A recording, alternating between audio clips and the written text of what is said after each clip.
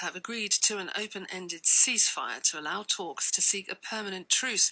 Negotiators from both sides reached the deal in Cairo yesterday. Samah Sabawi is an author, political analyst and human rights advocate. Good morning to you. Good morning. Jubilant scenes in Gaza yesterday. We're watching them on the TV, waking up to them this morning. Obviously, people there hugely relieved that this ceasefire has been reached. But how are you feeling about the prospect of it maintaining and sustaining? Well, we're also all relieved. I think anybody who's been watching the absolute savagery of the past 50 days is happy that the killing has stopped and the bombing has stopped. But I think ceasefire in the long run really just offers a band-aid solution for a very small part of a very large problem. We've witnessed Israel being given total impunity for more than 50 days to act with absolute disregard for the rule of law and for human life and livelihood, while the Palestinians were actually left to fend for themselves against the world's fourth most powerful army, and one that has occupied them for 47 years. And they would say that they were merely responding to the terror threat that has killed Israelis as well, albeit not in the same numbers, but they weren't doing that without provocation.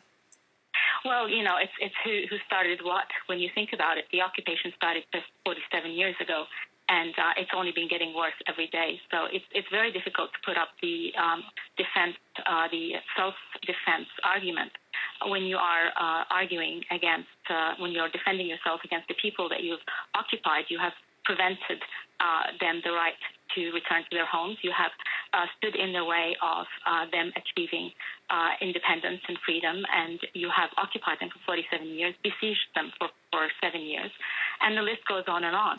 Well, there's still a reluctance. It's not as simple as starting with a Hamas rocket. I mean, you know, the occupation has started 47 years ago. But we have to move on from that. Absolutely, but we have to move on from that. This ceasefire is a starting point. Absolutely. And I guess it's very, very difficult when Hamas are still seen as a terrorist organisation. This is why Western powers do not want to discuss things with them. How do we move? How do Hamas themselves move things forward? How do we move beyond this? I mean, it's a very good question, but I think it starts with us respecting the fact that respecting the Palestinian democratic process and respecting the Palestinian what's going on in Palestine. Hamas is, for better or for worse, part of the Palestinian political and social fabric, as much as the Likud and the right-wing elements in the Israeli government are part of the Israeli political and social fabric. Well, some might say in the same way that paramilitary groups in Northern Ireland were part of